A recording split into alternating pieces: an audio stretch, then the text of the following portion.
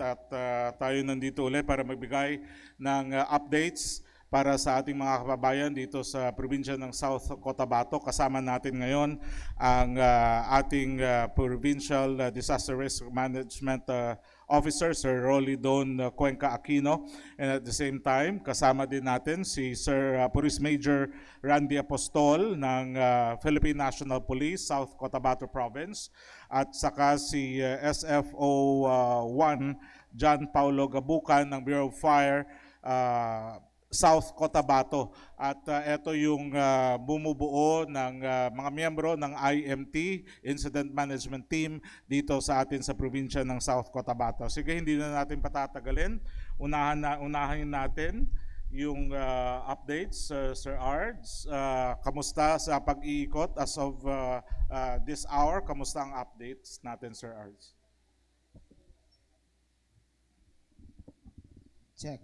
Alright, magandang hapon po sa inyong lahat. Rolly Don Aquino po, ang Provincial Disaster Risk Reduction and Management Officer ng probinsya ng South Cotabato. Kung maalala ho ninyo kanina, hindi pa talaga siya fully consolidated ang mga report na pumasok sa atin dahil nagka-problema tayo kanina sa ating kuryente. No? Nagkaroon tayo ng power outage kanina, kaya yung ibang mga report natin ay talagang hindi na ipasok agad. No? So gusto ko munang ipaalam sa inyong lahat na dalawa as of now, no? Dalawa pa rin ho ang ating casualty na nanggaling ho sa bayan ng Tupi. Yung isa ho ay nagsuffer ng probably contusion dahil sa fallen debris. Yung isa naman po ay na-atake ho sa puso, no?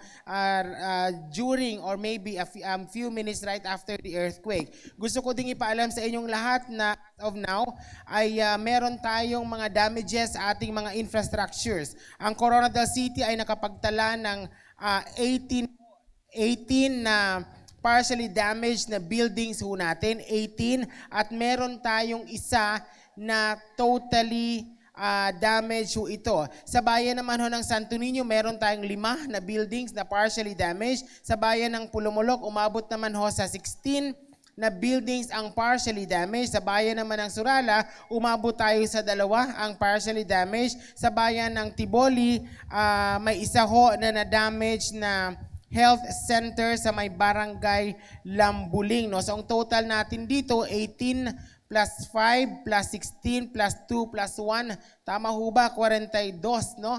Ang total natin na partially damaged na mga building dito ho sa probinsya ng South Cotabato as of this time. No? Ang nakapag-forward pa lamang ho ng report na may damages ay ang bayan ng Santo Niño, Pulumulok, Surala, Tiboli at ang siyudad ng Coronadal. Regarding naman ho dito sa ating mga biktima ng paglindol kaninang umaga ay nakatala ho tayo ng mga biktima na nagsuffered po ng minor injury at nagkaroon ho ng hyperventilation. So ang nasa data ho natin sa bayan ng Tupi, meron hong 19 or 19. Sa bayan ng Norala, 20 ho ang nagsuffer ng injury and hyperventilation. Sa Tampakan, 36. Sa Norala, 58. Sa Santo Niño, 2. Sa Tantangan, 3. Sa Coronadal, 22. Umabot po tayo sa 160 as of now. Data forwarded po ito coming from Tupi, Norala, Tampakan, Surala, Santo Niño, Tantangan, and Coronadal. So ibig sabihin may ibang mga munisipyo pa na hindi pa nakapag-submit ng kanilang datos na kapag siguro mamaya ay makapag-forward na sila, inaasahan ho natin na tataas ho ito ang ating mga biktima na nagsuffer ng minor injury and hyperventilation. We also have received an information na sa bayan ho ng Tiboli, sa may sitio di Mamis, meron daw IDPs, no? Or meron tayong evacuees doon. Kaya nga lang, hindi pa talaga na-forward sa atin yung official report. Inaantay pa ho natin. Kaya nga lang, pinahanda na rin ho natin ang ating operations team. Sakaling meron, ay immediately magpapadala tayo ng tulong papunta doon sa nasabing barangay o nasabing sitio na meron tayong IDPs. Meron din ho tayong nakikita sa Facebook and may initial report kasi itinawag na rin ho ng mga kapitan sa atin na meron daw ho landslide incident dyan sa may bayan ng Tiboli at may reported din ho na humina ang daloy ng ilog mula po doon sa ang source niya ay from Lake Holon, sabi. Kaya nga lang we need to confirm it kasi kapag humina ang daloy ng tubig, iniisip natin dito na baka nagkaroon ng landslide na bumara mismo doon sa ating ilog at ang worry natin kapag nagkaroon ng pag-imbak ng tubig, then tendency baka magkaroon tayo ng flash flooding incident. The PEO, Engineer Lloyd Esparagosa, informed me na nagpadala siya ng tao niya doon kanina. Inaantay lamang natin, I think may dala silang drone para makita natin yung sitwasyon ng ating ilog na po pwedeng magbigay ng additional na risk or peligro doon sa nearby na dinadaanan ng ating tubig. Regarding naman ho dito sa ating mga infrastructure, natapos kanina in 4 hours time ang team natin sa Rapid Damage Assessment and Needs Analysis. Narinig nyo naman ho kanina ang sinabi ng ating provincial engineer na yung mga government facilities natin na kanilang na-inspect ay pwede nang pasukan ulit ng ating mga empleyado. Kasama na dito ang mga pasyente ng ating mga ospital. Pero naniniguro pa rin ho tayo kasi baka magkaroon ng mga aftershocks, nakahanda pa rin ang team natin for deployment at in place na rin ho ang mga tents natin doon sakaling magkaroon ng aftershocks. Ibig sabihin post-lindol ng naunang lindol dito po sa probinsya ng South Cotabato. What is good lang sa Rudy and to the rest of the team of the IMT and to the residents of the province of South Cotabato, dalawa lang ho ang ating casualty. Ayaw sana nating mangyari ito, but compared to other cities ay mas malaki talaga ang damages dun sa kanilang lugar. Ongoing ngayon ang consolidation natin sa damage natin sa infrastructures because we need to report this to the national kung anong possible augmentation nila na assistance dito sa probinsya ng South Cotabato. Sana nga, Sir Ars, no, na harinawa, hindi na rin madagdagan pa yung mga casualties natin. Dagdag ko lang, kasi nagpa-check din tayo ng data sa mga hospitals natin. As of 4:05 this afternoon, 46 patients were sent, yung pinadala sa SCPH. 27 dito nagtaas ng BP, hyperventilation, yung 19 self-injury, natumba, naglumpat, nakulbaan, among others. Sa Norala District Hospital, 9 patients were sent to the hospital, hyperventilation, mga estudyante, and lahat nagtaas BP, abrasion, laceration, dizziness. Sa Pulumulok naman, 4 patients. As of 3:45 this afternoon, hyperventilation, 2, laceration, 1, fracture of femur, nadaganan daw ng wall, pero okay siya, no? Okay siya doon isa sa may Pulumulok Municipal Hospital. So far, ito yung mga data na nakuha natin. Dagdagan siguro mamaya ng updates ni Sir Rolly, pero check muna siguro natin, partner natin from the police, si Police Major Randy Apostol. Sir, kamusta sir? With respect sa peace and order, ang pag-monitor ninyo kaninang umaga, nandito si Colonel Kadungon at I'm sure umikot din kayo. Kamusta ang monitoring niyo sir sa buong province? So far sir, okay naman po. Wala naman po tayong insidente na nangyari na mga sa 8 focus crimes natin. Wala naman pong nangyari. So as of now sir, meron pong binabang memo yung regional director natin with regard to the preparation of creation of the SAR team. So and also nagsabi din si PD sir na mag-create na. Actually meron na kaming na ibigay dito standby SAR team, 2 team po dito sa PDRIM just in case na meron po tayong kailangan na re-respondihan. Sir, para lang sa mga kapatid natin, anong ibig sabihin ng SAR? Search and Rescue Team, sir. Okay. Sige, sir. Yes, sir. Yun po, sir. Pero may mga, especially sa Lower Valley at sa Upper Valley, nakahati na po yan. Hindi lang po 2 team yung ano natin, sir, na i-prepare. Meron po tayong nakakakulang mga 6 na team sa PHQ level. Pero yung mga lower units natin, yung mga municipal stations, sir, meron din po silang sariling SAR team, sir. Sige, ibig sabihin nun sir, lahat din ng mga police units natin, mapamunisipyo, at saka sa atin dito, including the mobile forces and all other forces under the PNP, activated on red alert status na rin and ready to serve na rin, kumbaga sir. Yes, sir. At saka meron na ring binabang full alert status si RD namin, sir. Sige sir. On the side of the Bureau of Fire, sir, kamusta ang status pag-check ninyo sir sa buong province? As far as sa amin sir sa BFP, the national office have already activated na nag-red alert na po si Region 11 and Region 12. And also yung ating mga BFP fire stations all over South Cotabato assisted this morning sa rapid assessment ng ating mga affected structures as well as conduct of EMS and rescue operations. So far naman, our BFP stations were able to assist yung mga patients natin na nangyari na nagkaroon ng injuries. And as of this time, we are on standby and some units are still nag-a-assess pa until now sa mga malalayong areas. And we are currently monitoring for possible na mga fire incidents na since meron pa rin tayong mga aftershocks as well as yung mga hazardous material incidents natin. No, yung mga, kasi meron tayong mga industrial dito na kailangan bantayan for possible hazmat or hazardous materials. And other emergencies that might occur after an earthquake, and especially nga sir, we're still anticipating more aftershocks. Sir, napag-usapan na rin lang, anybody from the panel.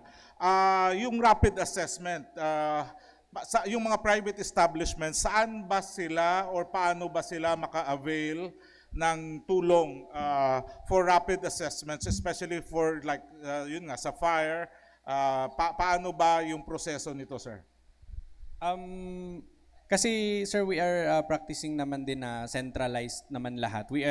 The Bureau of Fire coordinates with the local government unit as well as yung ating mga partners na responders and offices like the CDRRMO and the MDRRMOs na individual municipalities. So as soon as there are reports na naipo-forward, pinaprioritize na namin sir kung sino yung i-assess first, especially yung mga vital structures natin like hospitals, and also if there were involved na mga individuals with injuries, yun po yung mga inuuna natin to check and inspect. So ibig sabihin ba yan, sir, like for example, ako private establishment, I have 2 or 3 story building, gusto kong ipa-check para ma-ensure ko, anong proseso? Do I go to the LGU or do I go to the fire station para makapagpa-assess ako ng building ko if this is still fit or hindi siya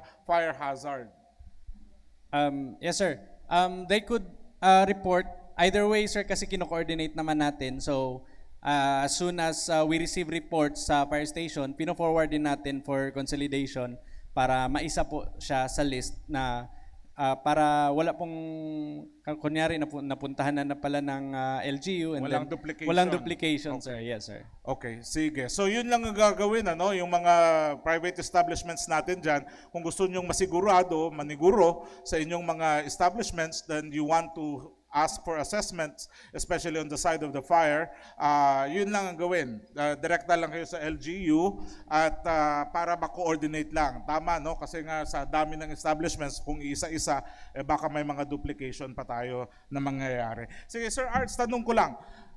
Paggabi na kasi, lahat halos nervyos na dahil nga hopefully wala ng mga landslide or aftershocks. Pero just in case na may aftershocks, landslide prone areas muna tayo, Sir Arts.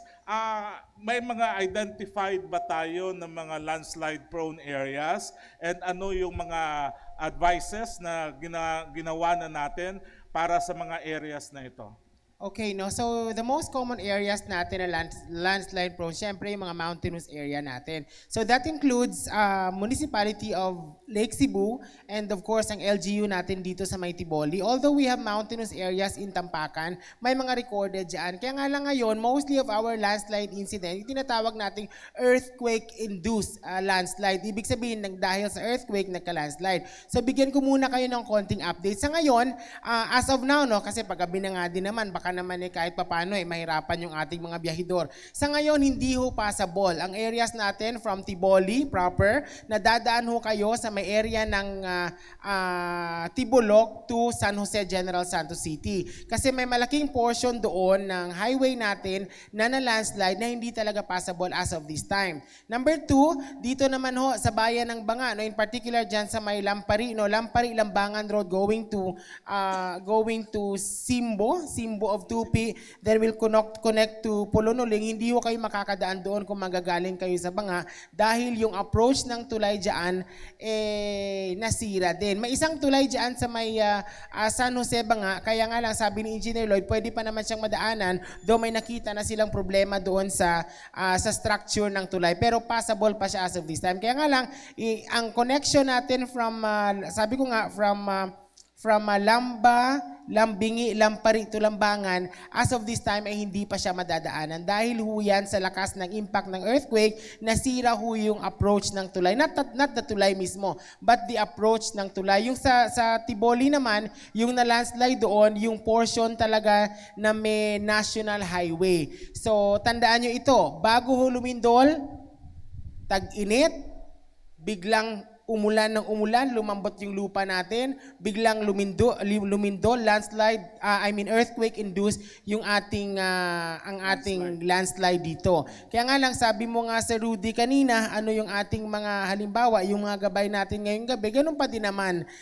Sabi ko nga, etong earthquake na ito, papalik-balik ko itong sinasabi every time meron akong speaking engagement, eto lang talaga yung earthquake, no?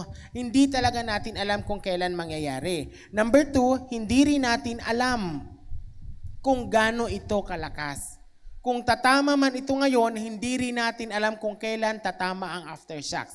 Hindi rin natin alam kung gaano kalakas ang aftershocks. Then number 2, meron din minsan na nangyayari, para alam nyo lang din ho, meron tayong sinasabing twin earthquake, na lumindol ngayon, yung pangalawang lindol niya mas malakas pa dun sa naunang lindol. So yan ang kailangan nating bantayan. Ganun pa din, duck or drop, cover and hold. Dapat nasa spacious tayo na lugar, ibig sabihin walang building na katabi, walang malaking puno na andon na pwedeng matumba, dapat open space ho tayo dito.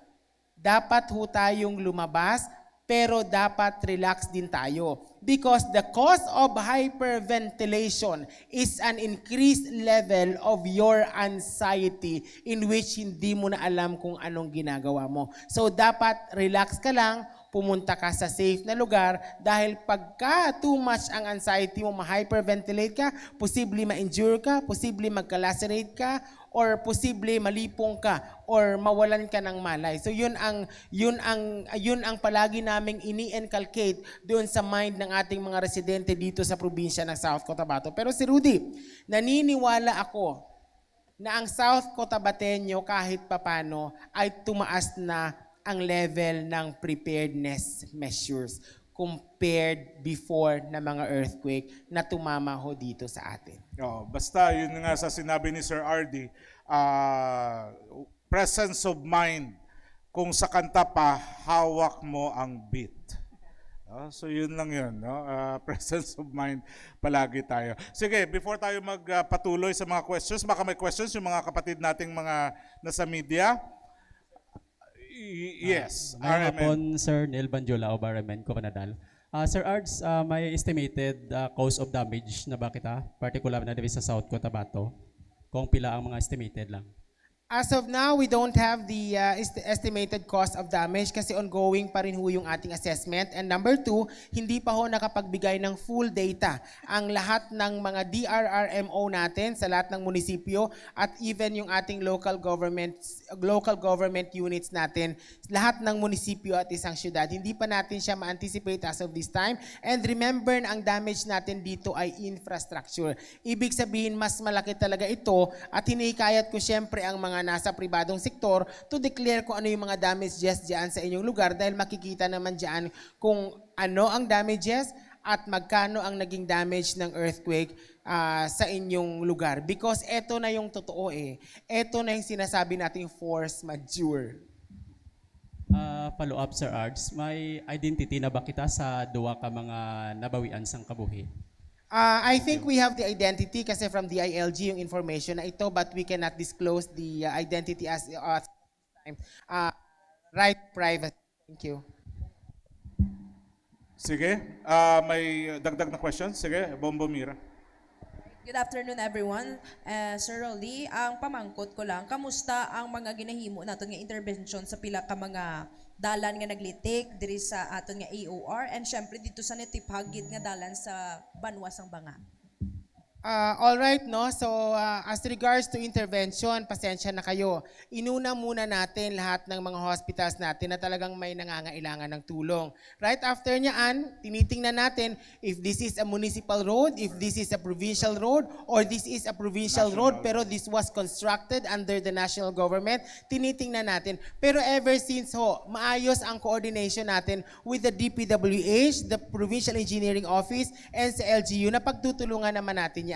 Ang sa atin dito, no, let's go back to our term resiliency, no. Tinamaan man tayo ng calamity, ang purpose natin dito is kung paano natin maibalik agad sa maayos ang communication, maayos ang transportation. Isa 'yon, so ibig sabihin kailangan nating ayusin 'yan sa lalong madaling panahon with proper coordination and partnership with other line agencies. Kasi Sir Rudy, alam naman natin, malaki ang gagastusin natin diyan at gagamit tayo ng ating equipment. Kagaya namin sa PDRRMO, wala man kaming equipment but nakahook tayo sa provincial engineer, then definitely we can fuel the equipment and we can start with the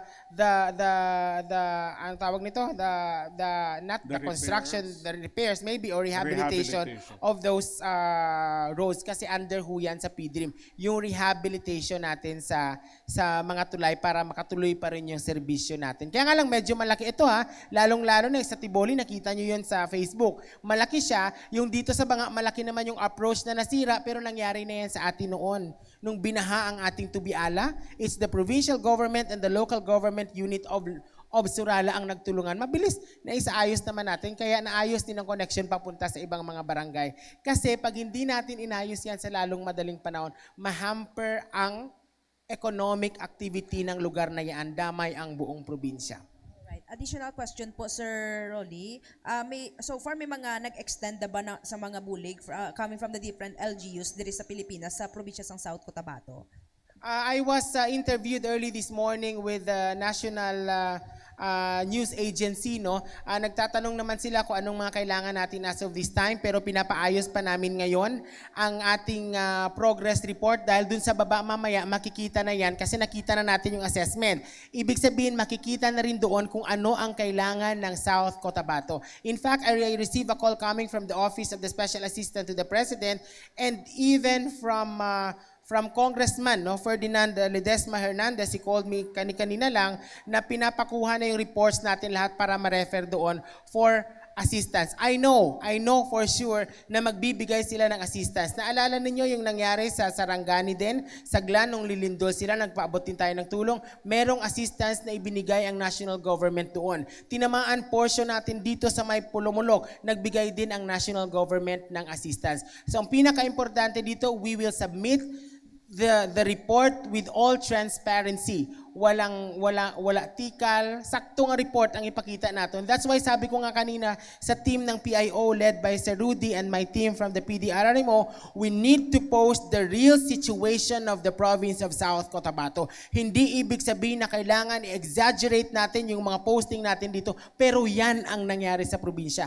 Kailangan ipaalam sa tao, kailangan ipaalam sa appropriate agency. Kasi kung tayo-tayo lang, baka hindi natin kaya, baka may tulong na makarating sa atin dito, mas maganda based on the exact report that we are forwarding to them. I am aware that DSWD through Secretary Rex Gatchalian already ordered the regional office for standby assistance. Yun nga, ang kailangan lang talaga is yung reports coming from us para malaman din kung ano yung mga needed na assistance coming from the national level. And yun nga, rest assured, hindi tayo din pababayaan ng ating Pangulong Bongbong Marcos sa kung ano man ang kailangan natin dito sa probinsya ng South Cotabato. Sige, other...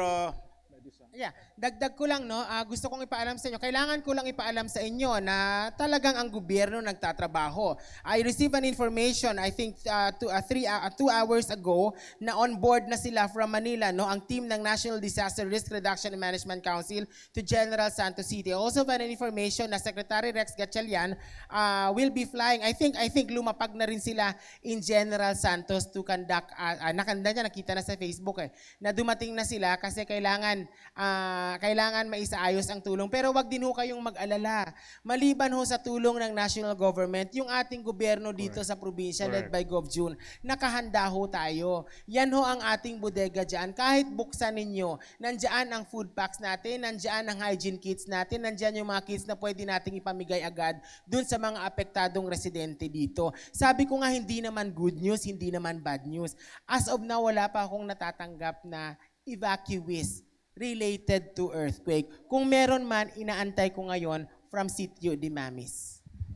Last question for Sir Rolly. Sir Rolly, can you educate us regarding sining Cotabato Trench? Gaano kabaskog ng mga earthquakes ang pwede niya i-emit?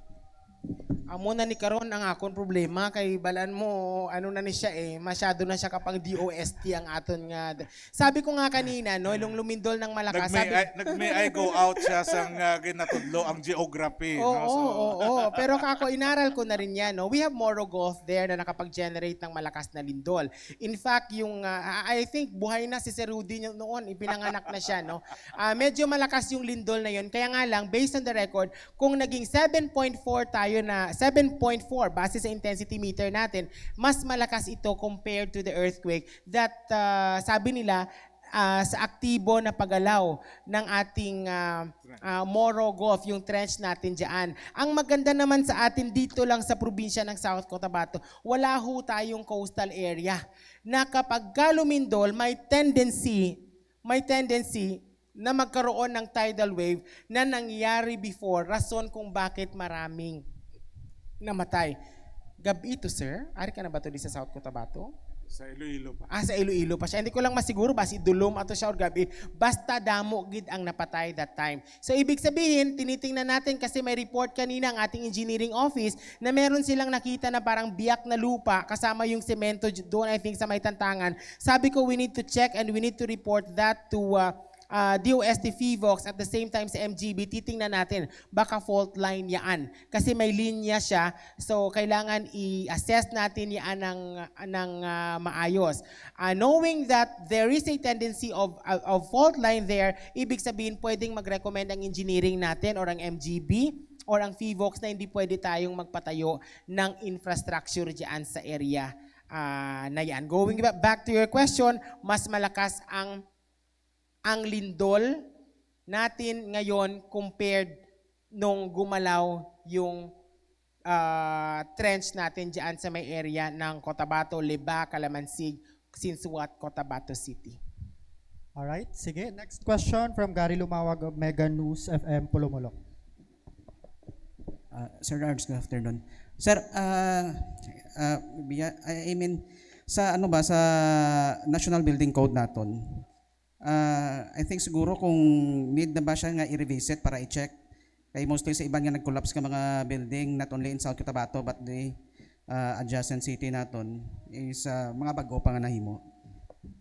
Yes, no, nakita man natin, but I don't have control as regards to our National Building Code. Yung sa amin lamang dito, kasama ang ating Provincial Engineering Office, if in case na may mga ganitong pangyayari, kailangan makapag-deploy kami agad ng aming team doon para ma-check natin doon, kasi tinitingnan yan ang sira ba ng building natin, yung wall lang, pwede pang pasukan. Or ang sira ng building natin ay yung beam mismo, na pag nagkaroon ng paggalaw, posible nga itumba niya ang building. But definitely, kung revisiting of the code, pwede nilang gawin yan. Actually, I think ginagawa na nila yan ngayon in preparation for that Big 8 na sinasabi nila. Yung Big 8 na sinasabi nila, I think they're starting in Manila, kasi kung building code ang pinag-uusapan natin at i-implement yung maayos, yung matagal na building na yan dyan, sa alam naman natin, talagang kailangan ng sirain, palitan, or kung ano man din. But we don't have control over it. Ang sa amin dito ngayon is just mag-conduct ng damage assessment. We need the report and we will recommend if pwede pa ba yung pasukan or hindi. Because our top priority here is just the safety of the residents na papasok, empleyado na papasok, ano ba ito, yung mga may kailangan na papasok sa building na dyan, and most especially yung ating mga estudyante. Again, no, just to further amplify sa sagot ni Sir RD, let's be very clear. Number one, all government offices, buildings, infrastructures under the provincial government is stable, as declared already earlier by our composite team coming from the Provincial Engineering Office and from the PDRR. All were inspected and found to be safe and sound. Next, private establishments, they don't pass through us in the provincial government. They pass through the local government units. And the plans, the building plans, are approved by the local government units. Okay? So, yun lang yun siya as far as we know. Now, a little trivia. Kung bago pa lang ang building na pinagawa ni private owner sa private contractor at worst case scenario, nagiba, na-demolish, may liability ang contractor. Okay? So yun yung dun sa side na yun. We're just sharing it, but again, let me emphasize on the part of the provincial government, all our infrastructures under the provincial government and constructed by the provincial government are all safe and sound, as attested by our composite team led earlier by our provincial engineer, Engineer Esperagosa. Okay? Sige, follow up and then Nico. Follow up na si Rod. Bali, in the case sa mga Department of Education and then the other private agencies, yung plan, kung may plan ba ang provincial government na mag-conduct training especially sa mga teachers para maging first responder just in case nga may kapareho sining case? We are aware that number one, as part of the DRR, Disaster Resiliency Law, all government establishments, be it LGUs or national government agencies, are mandated to have their own DRRs. No? So lahat yan sila, for DepEd, at least I know, for DSWD, at least I know they have their own DRRs sa mga departments nila. And if they have, it's only logical that they are also trained. No, may mga kanya-kanya yan sila ng mga DRRs. And as a matter of fact, lahat ng mga eskwelahan under DepEd, meron silang mga DRR committees din. No? So I'm sure it's all activated as of kanina pa since na nag-umpisa tayo ng nung niyanig tayo. No? So I'm sure na activated na rin yun siya lahat. Additional lang si Rod, bali sa may ipinaabot kasi sa akin na yung first responder natin kanina before during the earthquake. Ang JCS Avenue medyo nagka-problema sa pag-respond because of the area. May mga peryahan kita abi and then one lane lang siya ang dalan. So medyo na-delay ang ilang pag-respond, especially dire sa parts ng KN and sa pilot. At least na ano lang ba, ma-share lang sir. Noted yan siya. No? Noted yan siya. But again, yun nga, as much as possible, we're doing everything na ma-coordinate naman din lahat. And may coordination naman. No? May coordination naman. But again, that concern is noted. Sige, Nick. Dugang ko lang sa Rude, no? Siyempre hangyo namon ni sa mga residente sang probinsya. Maski din pa nga kasulok-sulukan sang aton sini probinsya. Pag sumulod na gani ang aton rescuers, kag responders, using our ambulance unit, kindly give way. Priority huya natin, lalong-lalo na in times of calamity or pag nagkakaroon tayo ng ating disaster response. Kanina, alam ko, may naiintindihan ako, may mga sasakyan na nasusundan ko, ako mismo gumagamit ng ambulansya, wala pa siya kapahigad. Posible basi kusog kaayo ang sound sa sulod sang salakyan niya, no? Kay dapat left kami nga left eh. So minsan hindi nabibigyan ng priority. So yun ang pinaka-importante. Dapat makasulod lang gid ang aton equipment using our siren. Proper usage of siren and response vehicles. Okay. Nico? Yeah. Good afternoon, Nico Solano from Radyo Bida. Sir, as you mentioned, may mga LGUs pa nga hindi nakapasa sa ilang report sa sining linog. Ano ang reason nila, sir, nga wala pa sang report or delayed sa ila mismo nga pagpasa? Most probably, basi communication na shutdown or basi wala pa, ginaulat pa nilang ila report halin sa ila pod siniya nga mga barangay, no? So nagkakaroon ng consolidation kasi sabi ko nga sa inyo, we have Ardana team here, meron din silang Ardana team na dineploy din nila. Kaya nga lang ngayon sa kanila, sir, ang deployment nila nakafocus mostly ngayon, although kukonti ang establishment nila, doon sa mga paaralan nila kahit sa mga sitio meron. So, chine-check nila yan lahat. So, maybe yun ang naging cause of delay. Pero, mas maganda din yun minsan kasi ibig sabihin walang urgency, no? Walang urgency of request. Kasi pag may urgency of request, itatawag na agad yan nila sa amin or i-inform kami dito because we are on the process of augmentation to whatever needs by every LGU or MDR. But definitely, we will wait until 8 p.m. kung anong mga reports na papasok dito. Naka-activate naman tayo 24 oras. And we keep on calling them, no, as regards to our situational report. So in terms of data, posible pa nga madugangan ini, sir, ining casualty or mga damages? As regards to possibility, my answer is yes. Sa pag-activate naton sa incident management team, sir, activated na ba ang quick response funds ang province?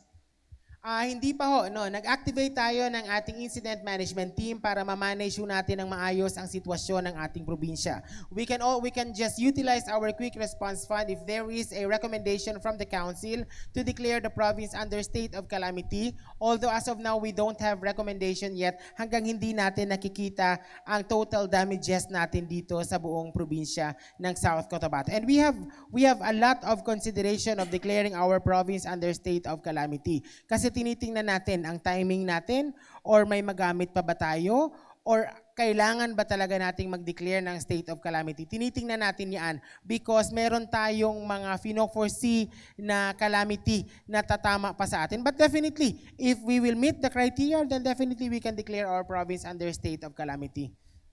Siguro lang, again, with the assurance kanina ni Sir RD and with the assurance also of the Governor Jun Tamayo, sa ngayon, kaya natin pa. No? Kaya pa ng mga LGUs down to the barangay levels. Ano ang proof natin dyan? Sa nasabi nga kanina ni Sir RD at as also informed by the Governor, na wala pang request for augmentation as of this time, no? Meaning to say nakakaya pa ng ating LGUs na ma-manage pa ng ating mga LGUs kasama yung mga government agencies. Narinig ninyo kanina yung safety and security part, yung sa safety din na part, nakakaya pa. What we are just doing right now is consolidating all reports and then anticipating what may happen or what might happen, no? Yun pa lang. But as to the resources, as assured kanina ni Sir RD, nandito pa. But again, in the unlikely event that we need to declare a state of calamity, again, the province is very prepared in terms of manpower and in terms of funds. Kasi may mga mandated funds tayo. So as of now, what we can tell our constituents in the province of South Cotabato, that the Governor Jun Tamayo, is on top of everything. He will talk to you later. May inaayos lang siya, also gathering, coordinating ng mga efforts din sa kung paano makatulong sa atin dito sa probinsya. At rest assured, your government is on top of everything na makakaya pa natin ito as of now. Last na lang sir, may information na pupunta ang national sa Gensan together with the team of Secretary Vince and sa NDRRMC. Posible bang pupunta din dito sa South Cotabato? As of now, wala akong idea pero naghahanda ho tayo kung pupunta man sila or hindi, basta naghahanda tayo. Ang sa akin lang dito, whatever report ho na consolidate natin dito, ifo-forward natin yan sa Office of Civil Defense sa region, then ifo-forward nila yan doon sa NDRRMC kung anong situation, then malalaman natin kung anong tulong ang ibabagsak nila dito sa ating probinsya. But definitely maliban doon, talagang nagfo-forward tayo direkta doon ng report from us here in South Cotabato. Governor Tamayo is now in a Zoom meeting with the officials as regards to the earthquake that hit Sarangani and South Cotabato. So nagtatanong din si Go, we forwarded the information of the province, so siya na ang mag-inject doon kung anong sitwasyon ng ating probinsya. He even asked if we have evacuees here. Ang sabi ko naman sa kanya, meron pero not official. Kaya nga lang, pag naglalabas tayo ng data, dapat official ho tayo. Pinapuntahan pa natin. Last na lang sir, kay ang city government nag-declare na sang class suspension. So far, ano update sa province, provincial wide ba? Mag-declare kita sang class suspension. As of now, meron pa tayong class suspension. Inaantay ko lamang po ang mandato ng ating gobernador base po sa ating recommendation mamaya kung tuloy na ba ang pasukan bukas or hindi. Magiging dependent din tayo sa report ng ating mga MDRRMO sa buong probinsya kung tapos na sila sa kanilang assessment sa bawat paaralan. But definitely, as the provincial disaster of the province of South Cotabato, pag hindi pa ho tapos ang assessment ng bawat paaralan sa buong probinsya, I will still recommend, it's not me who will declare it, I will still recommend to the local chief executive for another day of suspension to facilitate or to give way for our Ardana to inspect our school buildings. And also to amplify, local government units, the mayors can also declare class suspensions. Okay? So, pwedeng doon na sa mauna na yung mga LGUs, yung mga mayors natin na mag-declare ng class suspension and even work suspensions. They have the power to do so. They have the power to do so. No? So pwede yun siya. But sa nasabi nga kanina ni Sir RD and we are talking weighing, the governor is weighing things. Ang nasabi nga niya, tingnan din muna kasi nga aside from the infrastructure, yung trauma nung mga bata. Imagine yung grade 1, first time na papasok sa school, kaiiyak lang dahil first time na mawalay, hatid ng nanay, ng tatay, biglang niyanig, dobleng iyak, yung trauma na ganyan. Di ba? So, isa din yun. We're considering also those things. But then again, rest assured, sa nasabi nga ni Sir RD, on the side of the provincial government, the governor will do the announcements after weighing things first, but again, the local chief executives, the mayors can also do the announcements. On the part of work suspension, still the same. Tinitingnan din yung sitwasyon pa. The governor will make the announcement later, weighing things pa muna. Although on the part of the provincial government, all government establishments, buildings are already deemed safe. As declared kanina ng ating composite team ng ating Provincial Engineering Office at saka ng PDRR. Sige. Another question, sir. May recommendations ba tayo regarding sa pag-declare ng state of calamity? As of now, mag-consolidate kita anay kung kailangan naton mag-declare sang state of calamity. May ara kita sang criteria nga dapat i-meet, no?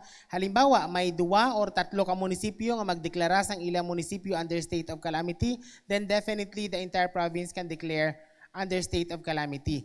May isa pa ka option, base kung ang national ang mag-declare diri sa aton, po pwede man na siya. Ang criteria again is ang population naton nga mga affected or something like that. But we need to check everything, no? Ang sa amon lang naman diriya, intact, sabi nga ni Sir Rudy, intact ang pondo naton, intact ang aton siniiya nga calamity fund. Now the question is, have we met the criteria to declare our province under state of calamity? As of now, we are still consolidating everything. Sabi ko nga, hindi pa nga nakapag-forward yung ibang mga LGUs ng kanilang mga damages sa kanilang munisipyo. I-clarify din natin. Baka kasi iniisip na kailangan pa munang mag-declare ng state of calamity bago mailabas yung mga tulong. No. May mga stuffs na dito, goods na tayo dito na ready actually na. No, ready na actually na i-augment, tama bang term, Sir Ards? I-augment natin, i-release natin sa mga affected areas even without the declaration of a state of calamity. What we just need is, number 1, yun nga, sinabi ni Sir Rolly, requests coming from the LGUs or the order mismo ni Gov na sige, eto na kasi based sa monitoring, eto na yung kailangan, i-release na natin, no? So, klaro yun siya, no? Hindi ibig sabihin na hindi pa tayo nakapag-declare ng state of calamity, hindi tayo makapaggamit ng mga resources natin. No. We have standby resources, we have ready resources, and we have ready manpower to distribute these resources as need arises. Even mamayang gabi. Kasi ang team natin dito, led by Sir RD, walang tulugan ito. No? Kasi nga na-activate na yung IMT natin. Walang tulugan ito. Kaya nga tayo nag-set up ng command center dito at hindi doon sa opisina dito para accessible ang lahat. Walang tulugan dito. So rest assured, mamayang gabi, pag tayo ay hopefully mahimbing at may mangyari, ready ang ating mga kababayan, mga staff natin dito, mga officials natin to respond. No? Sige, bigyan siguro natin ng side muna ng BFP, mga reminders on the side ng BFP at saka si Sir mamaya on the side of PNP. Reminders lang as we go into the night. No? Kasi ito yung ginakakulbaan sa tanan, no? Ang may matabo, especially during the night, sir. Okay, so from the Bureau of Fire Protection, reminding our public, no, na let us always stay calm and but also remain alert for possible aftershocks or any type of emergency. And also, let us, kung may mga buildings kita na wala pa na-assess or may obvious na damage na may natabo, so let us follow advice na wag mo nang pasukin yung building unless cleared by proper authorities. And also, sir, bago yan, i-emphasize lang natin yun siya. Kasi nga, na-experience natin. Kanina, dyan sa Capitol, nag-declare na sige, labas mo na lahat. Pero talagang gusto pang nagpupumilit na pumasok. Di ba? There's a reason bakit nag-declare na wag muna at hindi muna pinapapasok ng tao. Susundin muna natin, okay? Wag tayong magbatigas kasi malay mo, sunlugon ka da karon name drop ka pa, hindi mo ko kilala, pinasulod ka kagin sunlog ka naguyog. Maano ka karon digto kamang-kamang ka pagawas. Diba? So, yun lang. Kasi nga, importante siguro yun. Ini-emphasize lang natin, no? Sundin natin yung mga advice na gano'n. Sige, sir. yes, sir. No, let us avoid being a victim of any calamity. Now, also, reminders, check for fire hazards. Since gumalaw po yung ating lupa, let us do self-checking sa ating mga pamamahay for any fire hazard. Check for possible electrical wiring na may damage, gas leaks, and as well as yung mga open flames kung sakaling meron man. And also, keep posted and follow official advisories from the government and local authorities. Since lahat naman siguro ng tao dito is, or majority ng tao may social media, so make sure to follow and check time and time again for any updates from your local authorities. And lastly, for any emergency, please report to your nearest fire station and other channels na emergency. You have your local DRRMOs, no? Follow their social media pages. Make sure to save their emergency hotline numbers as well as yung local fire stations po natin, which is nandyan naman present sa ating social media pages ng lahat ng fire stations, DRRMOs, and even yung ating local police stations. Meron yan sila lahat-lahat. So, yan lang po. Thank you. Emphasize natin, marami pa kasing mga areas dito sa atin sa province, no? Ang wala pang kuryente. Okay? Marami pang areas yung wala pang kuryente. And kanina nga, inalog tayo, nilindol tayo, chances are baka may mga electrical connections na na-lose or na nagalaw, no? And bantayan lang, baka pag biglang bumalik yung kuryente, parang nagka-spark, no? Buti na lang sana kung nagka-spark na ma-inlove kayo kagad. Pero kung yung spark na masunog, di ba? So bantay lang tayo, no? Bantay lang tayo, especially nga moving towards the night time, no? Medyo bantay lang tayo. Pao? Yes, sir. And lastly din pala, no, let us not forget about yung preparation natin ng ating go bags, no? At paulit-ulit natin tinuturo yan na we should always have our emergency staff or emergency go bags ready for any emergencies. Sige. On the part of PNP, sir? Yes po, sa PNP side po, konti lang po ito. The people of South Cotabato, we will assure you na ang police po is nakabantay sa inyo 24/7. Magpapatrolya po tayo, baka po ito is pagsamantalahan ng mga masasamang loob. So we will assure that meron na pong standing order ang ating provincial director with regard sa patrolling. Ang patrolya po natin is nakamonitor yung PHQ natin at saka even ang regional headquarters kasi naka-zoom na 24/7 yan. So imposible nang matutulog ang kapulisan natin. So that's all for the PNP. Thank you, sir. No? Thank you. Sige, may pahabol na question?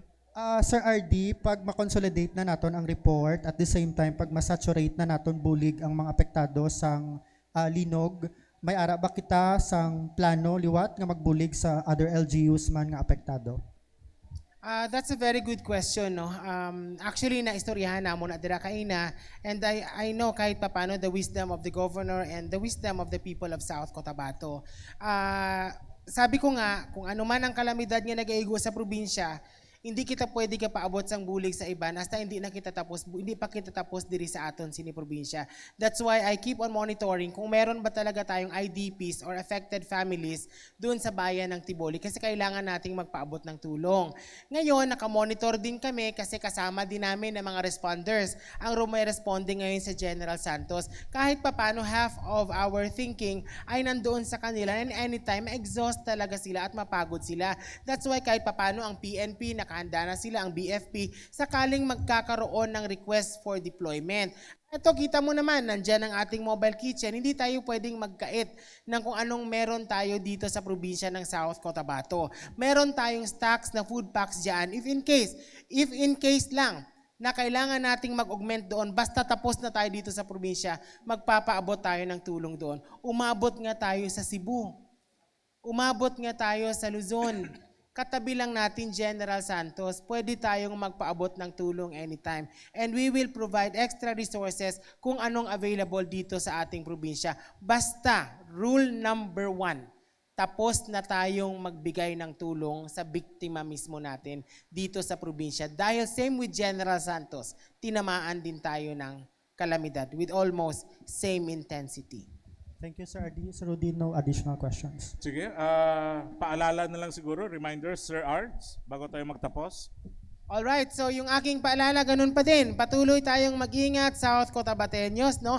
Alam ho ninyo, again, bilit kong binabalik-balik ito, hindi natin alam kung kailan tatama ang lindol, hindi natin alam kung gaano kalakas ito. Sabi nga ni Sir Rudy, dapat may presence of mind tayo, dapat alam natin kung anong gagawin natin, alam natin kung sino ang mga tatawagan natin. Ngayon, yung mga residente naman natin dito sa probinsya, sakaling affected kayo dyan na hindi pa na-report dito sa amin, pwede ninyong i-directa message sa amin sa ating official pages ng Provincial Government of South Cotabato or ng PDRRMO South Cotabato para immediately makapag-provide tayo ng assistance, ma-record natin. Tandaan ninyo, we are working 24/7 in the office, no? PDRRMO South Cotabato. Handa even ang ating mga 4x4 vehicles sakaling mag-transport tayo.